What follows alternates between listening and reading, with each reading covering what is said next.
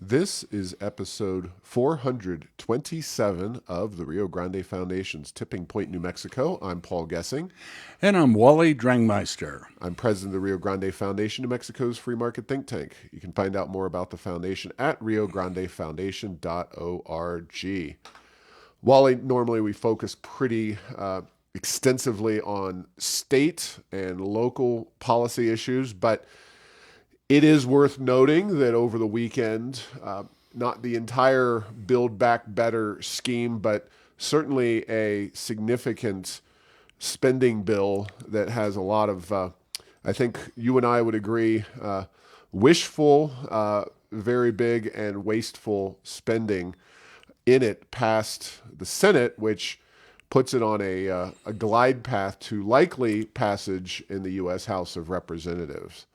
Definitely want to talk about some of the specifics, but before we get into those, any thoughts on this particular piece of legislation? Well, Paul, aren't they calling it the Inflation Reduction package or whatever? And probably that's a little bit. Speaking of wishful thinking, you don't have to.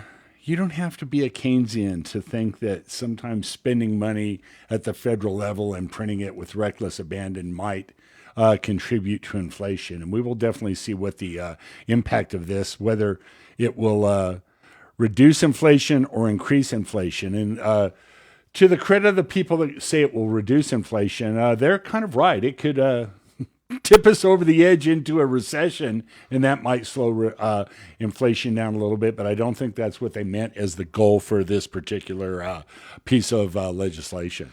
Yeah, now there's a lot in the bill, and I don't want to go too deep into it, but it does, as a top line, contain 370 thereabout $1 billion in so-called clean energy and climate change so-called investments, subsidies for electric vehicles, subsidizing more renewable wind and solar onto the grid. These are, of course, less reliable. We've talked extensively about those, and that's one of the reasons I wanted to discuss it a little bit. But a lot of tax dollars being printed up, of course, in a backhanded way. I guess the good news is that they are raising taxes to pay for it. It's not just about more debt and deficit spending. That's a very low compromise, a very low compliment to say that because they are raising taxes and not just going into more debt, that it's somehow better than it could be. But analysis from Casey Mulligan, an economist, finds that the bill would decrease the number of jobs by 900,000, decrease GDP by 1.2%, reduce individual employee compensation by $1,249. It just not much in the way of inflation reduction. A lot of green spending, so-called green spending, the aspirational spending to supposedly address the issue of climate change and global warming, which I think we've talked pretty extensively here about the U.S. having been reducing for years and years, decade and a half, CO2 emissions on a regular basis. It's other countries, not the least of which is China, which produces far more CO2. And whether this moves the needle in any way, shape, or form, I think is very much open to question. But it's something that, heading into an election, the Biden folks have gotten some of their priorities moving in what had been really a stalled administration. So I think the obvious potential here is political in nature to get some of the Bidens and the Democrats' electoral base a little more enthusiastic after almost 2 years of pretty frustrating, limited ability to get their agenda passed through Congress. Yeah, and that it's an open question. What voters will be really supportive of this legislation? We know that the far lefties are. Were they going to vote anyway? Maybe they were, maybe they weren't, and now they have a reason to. The bigger issue, I think, is that for that middle part of the electorate, how important is it to them that now they can get their $80,000 electric car for $70,000 and some of these other things? A lot of the polls I read show that the core of the far left part of the Democratic Party is very, very focused on global warming, but not necessarily wide swaths of the general electorate. So we'll have to see how this plays out. The primaries are going on right now, which you can tell something, but I'm not sure how much you can tell. And we'll see what the impact is in the general election this November.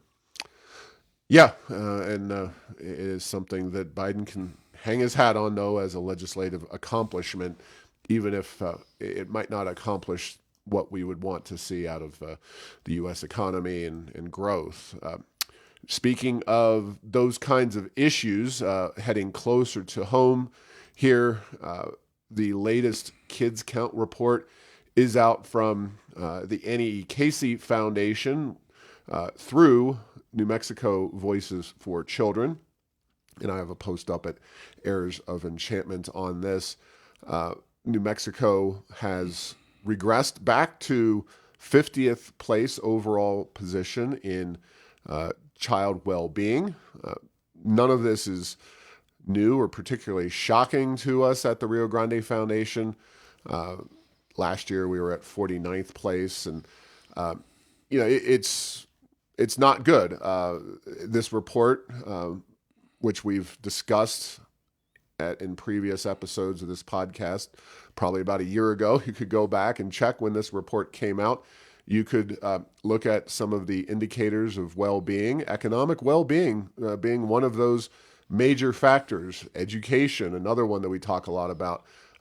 And we can debate some of the variables, but in general, this is a fairly solid report. Health, family and community, and there's sub-variables within each of those.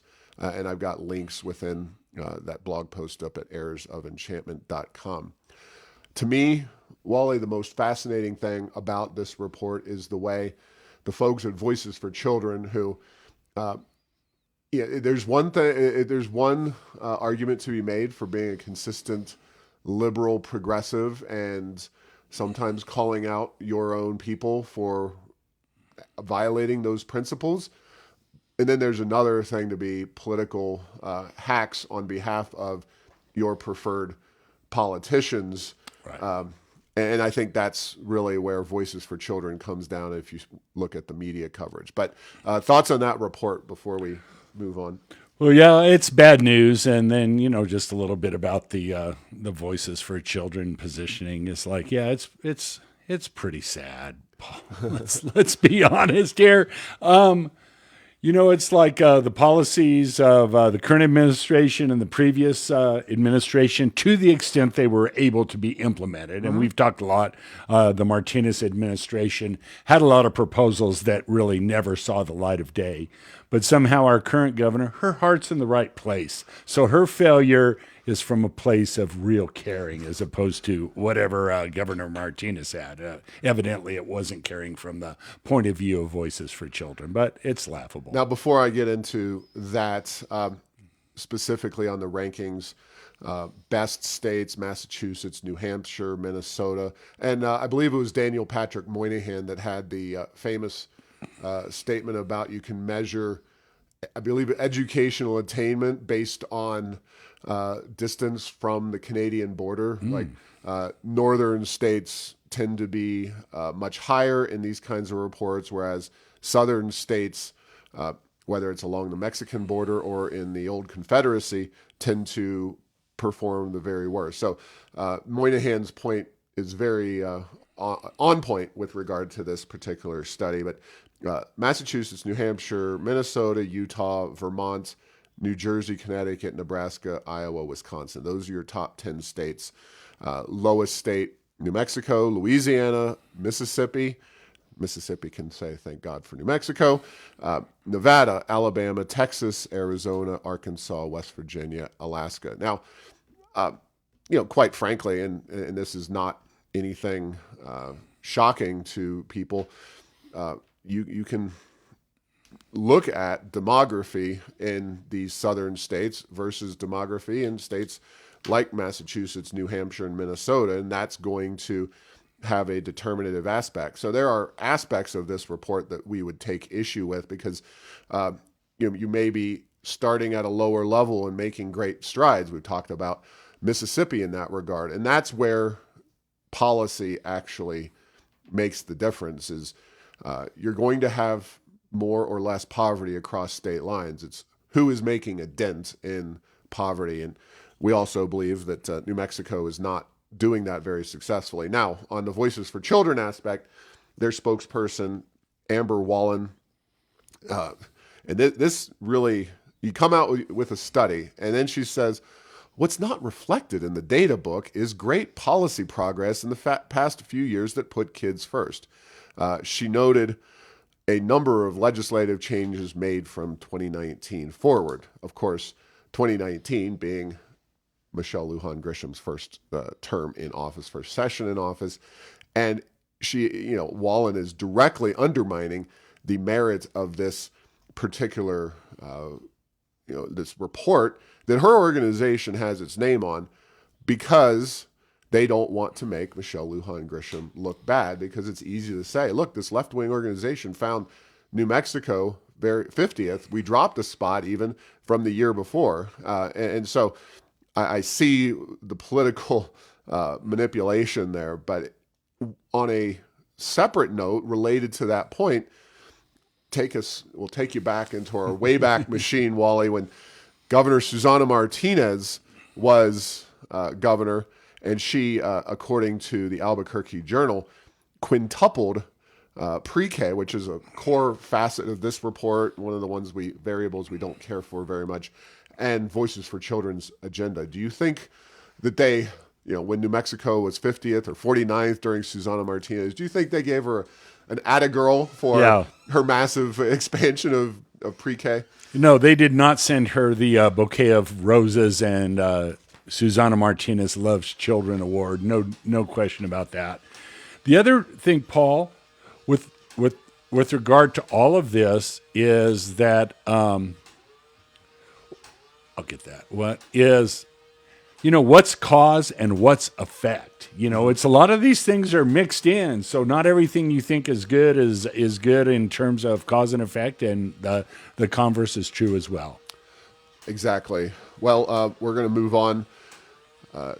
But I encourage folks to look at that report. Again, it's not the report that the Rio Grande Foundation would put together or put out. It's a report by, left of center Annie Casey Foundation and what I would call a very left-wing kind of partisan Voices for Children organization. So definitely not our report, but a useful one nonetheless. Now, Spaceport America, Wally, I know that you're just you're shocked and amazed by this. Paul, you're not going to tell me there's another delay, are you? Oh, I know. I read ahead, but that's the only news there ever is. Yes, our friends. And speaking, just to absolutely firm this up with regard to Voices for Children, the Spaceport is a classic regressive use of our tax dollars. It was a Bill Richardson project. Susana Martinez, to her discredit, didn't shut the whole thing down when she was governor. Right. She probably didn't have the votes in the legislature. Michelle Lujan Grisham has been very supportive of more spending at Spaceport America. Again, this is in support of a billionaire, Richard Branson, to take multimillionaires, Justin Bieber to name one, I believe Justin Timberlake, although who knows, these people may be in nursing homes by the time they launch their commercial space flights out of Virgin Galactic. But the Virgin Galactic had a had a call recently with investors, and they said, well, we're going to take our first quarter of 2023 and push it back to the second quarter of 2023. But I think the bigger concerns are some of the terms that Michael Colglazier out of Virgin Galactic, the CEO, was bringing up when it came to the work on their Imagine. This is their next generation spacecraft. And he says, quoting, the most acute issue was work on the central wing section of the plane where workers were replacing the pylon to which Spaceship Two is attached. There are differences between the designs for the plane and what was actually built. Now, I'm no expert, but if you are designing, let alone a jet plane or an automobile, getting into space and the level of difficulty and potential for disaster, when what you built and what you design is different, I think the idea of second quarter of 2023 is being very aggressive at best. Now, they said that the Imagine craft will not fly any earlier than fourth quarter of 2023. They have other crafts they can send up there, but in order to achieve their business model, they need to send 400 flights up in a given year. Obviously, we're nowhere near that. We haven't done a single flight for paid space travelers. So nothing new at Spaceport America except for more delays. Yes, and Paul, this isn't you or me building a shed for our lawnmower in the backyard here. If we deviate a little bit from the plans. It will deviate from the plans. If I'm building a shed, don't trust me. Even if I buy a kit, there might be some extra parts. So, but this is one of those things. There's a lot of Federal Aviation Administration. There's lots of testing. The plans and the actual object need to be a lot alike, because if there's problems, you need to be able to trace it back where it is. And then we've talked. This is, to me, was. Their business model was called into question in my mind when they can never get more than a flight or two off. It's one of those, they're going to need these airframes to be able to work consistently, many times a month, many times a week. And so far, not looking real good. And, and it's one of those, the capital markets are not really all that gung-ho on Virgin Galactic. It wasn't that long ago in June 25th of 2021, their stock price was in the mid-50s on a big ramp-up with some things that were happening, some capital they raised, I believe.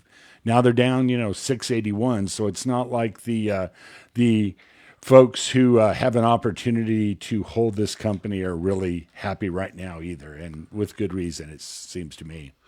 Yeah, and this is one of their challenges, is that they are now a publicly traded company with all the duties and responsibilities and accountability that entails, including, of course, regular reports to shareholders and details that they have to release that you can often get away with not doing if you're a private company. So it's a mess, but until somebody decides it's time to give up on Spaceport America, we're going to continue to put good money after bad into that facility. Yeah, and Paul, let me just say that there's giving up on Virgin Galactic and giving up on Spaceport America, and the two may be they're right now probably related, but there are other companies that might be able to utilize that facility, none of which are beating down New Mexico's door to come to southern New Mexico, by the way. But it doesn't mean that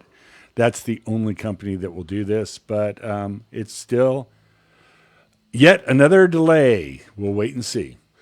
Yeah, well, whether another company could or would use it is a different question. And we've talked to Doug Messier, who runs Parabolic Arc, a website focused on commercialization of space and space business. And we've talked about some of those challenges and issues and why Spaceport America really had its star tied from the outset to Virgin Galactic. But we'll move along to another form of transit, so to speak, if you like my transition there, my segue. A little more mundane.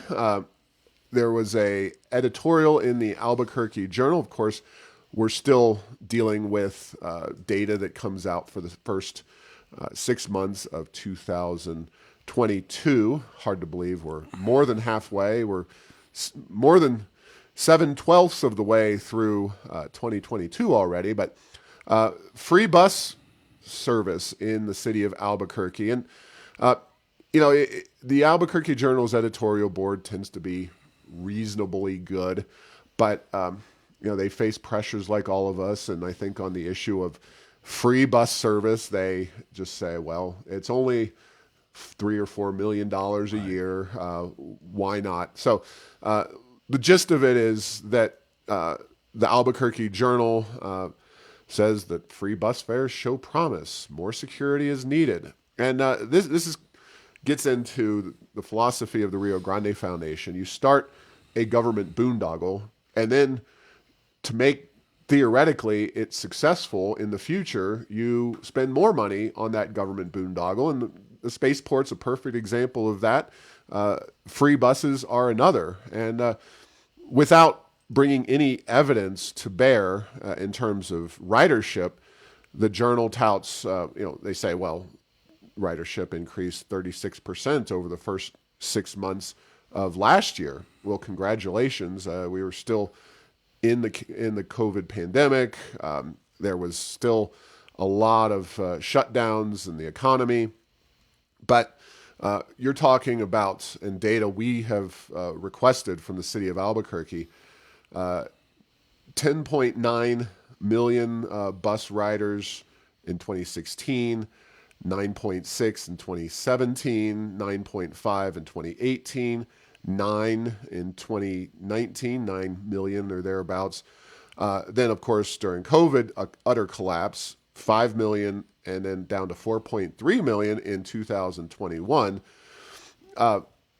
So an increase over those horrible numbers is great, but as the Journal does note, ridership is still 40% down since 2019, which of course was not a pandemic year.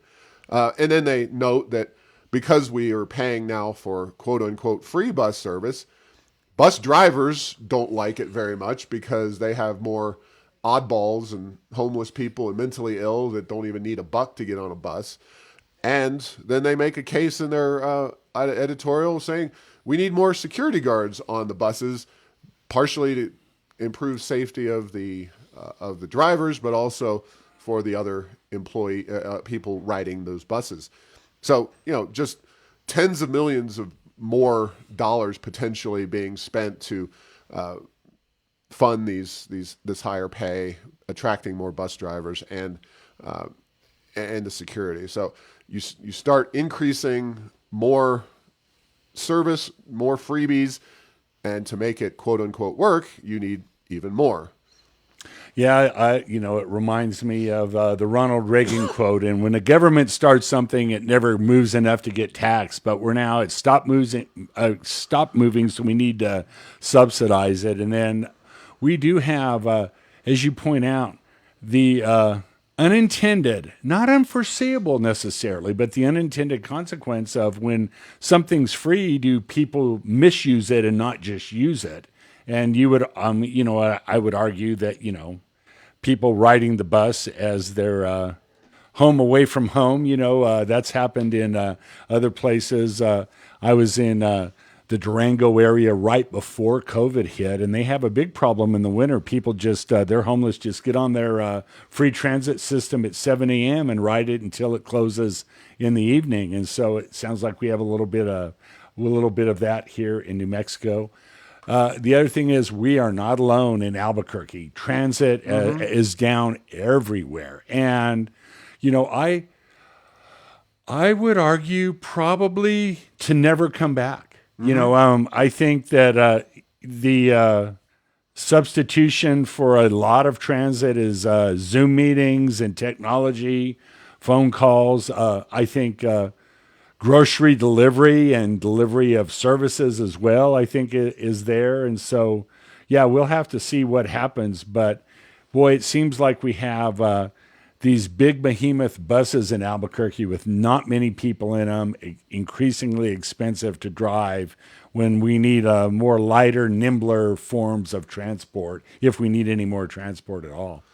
Yeah, and we've talked about the ridership on the rail runner and why that will probably never come back, and the benefit if you are a government employee and the fight you're willing to put up not to have to go back to commuting 3+ hours every day in order to take that train up to an office building in Santa Fe when you believe and probably can in most cases do your job as well as or better than you would commuting all the way to that office. And while the commutes on the Albuquerque bus system are not nearly as lengthy, it's certainly, I could be a classic transit customer. I live right off of Coors Boulevard and commute to downtown Albuquerque. Yeah. It doesn't get any more direct than that, right? Where there's tons of buses, but I don't feel like putting myself on somebody else's agenda or calendar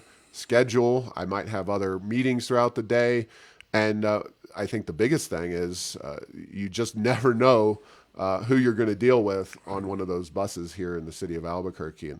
And it's a pretty unattractive situation for most people. But speaking of things that our betters would love to tell us to do, there's electric vehicles, which may be slightly more attractive than riding the bus. But a report by Axios, which is kind of one of these new online journalism outfits, they did a very interesting report on electric vehicles. And they basically said, look, electric vehicles are nowhere near ready for prime time in terms of replacing traditional internal combustion engine vehicles. Here's just a few of the data points. Again, this is from Heirs of Enchantment via Axios. EVs account for only 0.6%, that's 0.6% of all registered vehicles in the United States. California, which leads the U.S. in electric vehicle ownership, obviously they're the biggest state in the country, but they have 39% of all EVs registered nationwide in California. That's still less than 2% of all vehicles on the road in the Golden State. Florida, another big state, of course, Texas, Washington, and New York are the next highest number of adopters of electric vehicles, and yet EVs account for only 1% or less of all vehicles in each of those states. New Mexico, which of course Michelle Lujan Grisham desperately wants to turn into, the new EV mecca here with our taxpayer finance charging stations and all kinds of other things. We in New Mexico have 0.6% of the U.S. population, but just 0.3% of all electric vehicles. So we are underperforming our electric vehicle quotient. And the governor now wants to mandate 7% of all vehicles sold in New Mexico. Not wants, she will as of 2025. And if we follow California's mandates, internal combustion engines will be banned entirely by 2035. So some really interesting data there.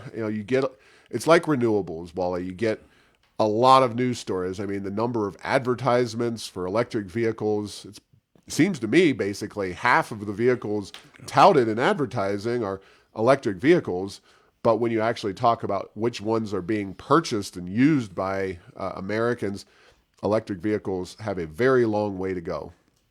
Yes, they do. And there's some very huge structural reasons. They take a lot of things that people assume just are going to magically appear that likely are not. You need to have a situation in which an electric vehicle makes sense for you. So you have to have a garage or a place you can charge it at home or at your work. Many, many people don't. You need big amounts of money, both your own money as well as subsidies and rebates to get these going. And then you need charging stations and the like. And then there's a lot of other things that we've just now started to scratch the surface of. These vehicles are very very heavy. They go through tires very quickly. They contribute to particulates in the air because they're heavy and they're fast, and that creates a lot of dust from tires and from brakes. So there's these are not inconsequential things to be overcome. But yes, if you read the news, you would think that there's an electric vehicle on every corner. There's a more pickup trucks coming up with Ford. There's some other brands that were kind of startups. Seems like they've been suffering hard times, but I've been watching with some interest. I was contemplating a potential electric vehicle at some point, but they did the tow test with a relatively light travel trailer, and the particular one was the high mileage Ford version, and they made it like 75, 80 miles, and that's it. And, with the state of charging infrastructure on major interstates, much less going to the mountains, that doesn't seem like that's going to be a good choice for a while as well. Yeah, towing things and all the kinds of activities that people want to be able to do with their vehicle. They will have to reevaluate them if they are reliant upon only an electric vehicle in their day-to-day life. So it's not to say that these aren't nice and they might be fun to drive, but the environmental benefits of an electric vehicle, I'm sure they pretty much disappear once that is your second vehicle. Or your third or your fourth. Yeah, exactly. And Paul, their torque and their acceleration is mind-boggling. I've had some Teslas take off from the light next to me, not racing in any way. I'm in no vehicle that anyone would want to race, but they were just driving where they were going, and it was like reminding me of going to Warp Factor 3 on Star Trek. So they move, no question about that. Yeah. Real quick, back to City of Albuquerque. On August 15th, there will be final action at City Council on Councilor Grout's proposal to reallocate funds. This is the $250,000 that City Council a few months ago appropriated just as a total donation to Planned Parenthood. The money, if shifted, would go to the Barrett House Shelter, which provides emergency shelter for women and children experiencing homelessness. Now,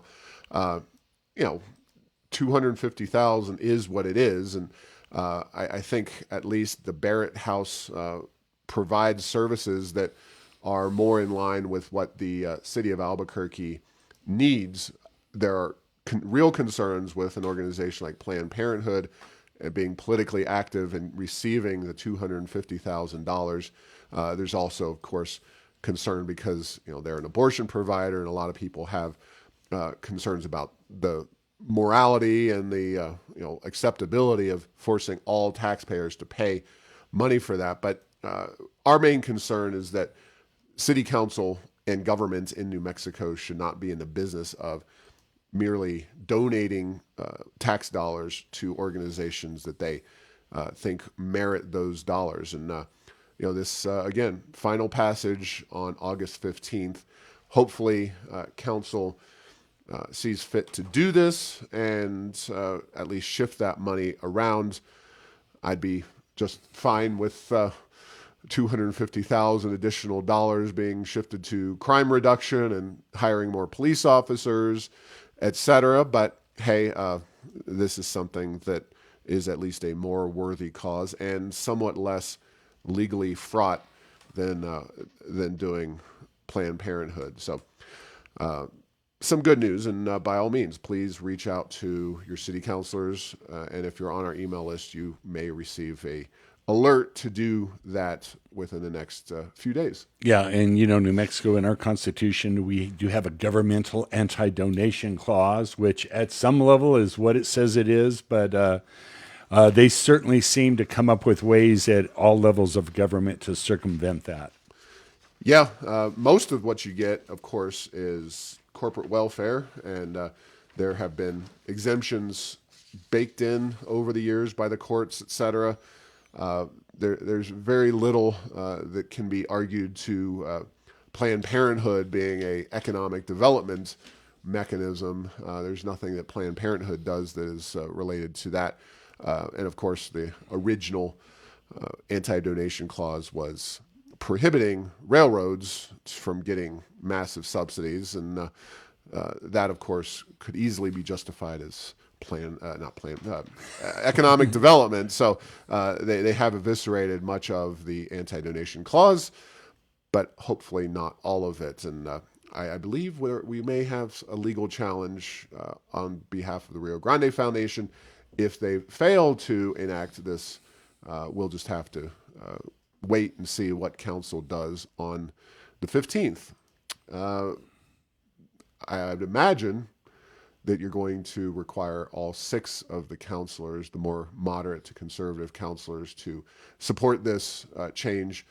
I would suspect that Mayor Keller may not choose to, remove $250,000 from Planned Parenthood, but we shall see. We'll go one step at a time there. Wally, I am pleased in a way that we have such attention being paid suddenly to the issue of workforce participation by our friends at the Albuquerque Journal. It is, even if you don't get quoted in these stories, and I think the Journal used to be willing to call on us more often, and there's been pushback from some of our friends on the left that did not like to see the Rio Grande Foundation quoted so often as being the voice of limited government and individual liberty. Oftentimes now you just don't get those kinds of quotes and the discussion of so-called the other side in news articles in the Albuquerque Journal. But the Journal had another piece, I guess it's second in a 2-part series about workforce participation over the weekends by Matthew Navarez and Colleen Heald. Really, again, interesting stuff. Nothing really in the way of solutions that I would consider useful. We're working on some solutions. I think there's some that are pretty self-evident. But if you look at that chart, and unfortunately, if you go online to the Journal's website and look for that chart, you will not find said chart. But really, in the economic downturn that lasted, broadly speaking, from 2008, 2009 to 2011, you saw an absolute collapse in workforce participation rates in New Mexico. We were fairly respectable, probably around, maybe 2006, we were at about 63% workforce participation rate. And by the time 2011 rolled around and Susana Martinez was coming into office, we were much closer to 58%. That's a very significant, very rapid decline in the number of people in New Mexico as a percentage working. And then, not surprisingly, during the pandemic, especially March, April of 2020, we saw a further collapsing of our workforce participation rate. And since then, we've rebounded slightly, certainly not as good as other states around us and other states in general. But now we're 56.4% or thereabouts in workforce participation. But it is gratifying, again, to see this this important issue being discussed, even if we don't see a lot of great solutions being tossed out there or pursued even by reporters. Yeah, and then, just to be clear, work participation rate is the labor force, how many people are working divided by how many people in your population. And so there are certainly things that are based on demographics that are not necessarily policy driven. Obviously infants and most people who are 95 years and above aren't going to be in the workforce. Once you get in those middle ranges, though, what is happening? who's working and who's not, and of those that aren't working, why aren't they? We've been talking a bit over the last month or so about disability program in New Mexico, and that being maybe a source of leakage out of the labor force that's maybe not being handled right. Unemployment policy, whole host of things are impacting that. But it's one of those things that it's one of the key indicators of economic health of a country, or in this case of a state like New Mexico. And it's fantastic that people are starting to pay more attention to it.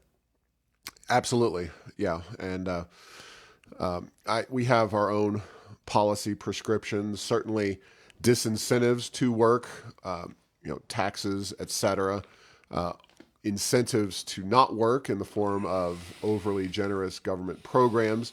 And while New Mexico as a state may not control those as well as we would like because of the federal government, there are plenty of programs out there that have the impact of pulling people out of the workforce. And then I think there just needs to be a cultural shift. And it's tough to talk about culture sometimes, but how many times over the last 2+ years have you seen advertising about whoever getting the COVID vaccine, mask mandates, the whole 9 yards? Well, I would postulate, and I would be willing to bet that I could find data to back this up, that for the average 20 to 30-year-old person, not having a steady job, not having responsibilities in the workforce is as dangerous to that individual from a health perspective as COVID ever could have been for anybody below 50 or 60 years old. So you just set people up, and it's not the only thing, but it's one of the things that help or that hinder people in their lives. And there's great research showing that self-development and accomplishment is what really separates people who are depressed and feel a lack of success in the world and get depressed, and those who feel fulfilled and are productive members of society, more broadly speaking, that they have that self-fulfilling goal and work that they're putting in. And it doesn't have to be a fancy, high-paying job.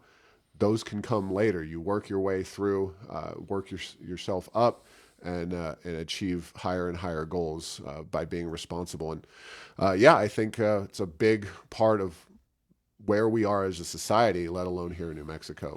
Yeah, and there's the whole thing where one of the getting into the workforce and staying in the workforce is a big determinant of economic success. And you say it doesn't necessarily matter the level you start, or you don't need to start at the top, so to speak, is just getting into the workforce, and there usually are opportunities that come. Also calls to mind several years back, Paul, they did an economic study and found out that the more people work, the less poverty there is. And it's like, you're like, okay, I can see that. Boy, again, another one of those studies that did we need to see that? But the key is even when you have a lot of these government programs, they are transitory, a lot of them. And transitory. Now those are fighting words there. They don't always stay. And so, you have your COVID money and your unemployment and some other things. When those run out, you've been out of the workforce now, and maybe somebody else who's been in is going to get the better jobs, and you're going to have a tougher time because you haven't been on the economic ladder. And then who knows what else you're doing. It was debunked that legalized marijuana is highly dependent, because Colorado is doing a lot better than New Mexico, and they've had legalized pot. So the what I maybe call the dazed and confused, or the Cheech and Chong explanation of economic challenges in New Mexico may not be, at least initially, borne out by the data. But yeah, getting people in the workforce, and having them work, a lot of good things happen. A lot of good things happen, and when they're not working, a lot of bad things happen. That is Absolutely the case, and a very good place to end this show. So we will see you next week. Thanks for listening to this week's episode. Find all episodes at tippingpointnm.com or at the Rio Grande Foundation's YouTube and Rumble channels. Subscribe to the show at Apple, Stitcher, or have your Google Home play Tipping Point New Mexico. Thanks to Path 3 Marketing for producing this show.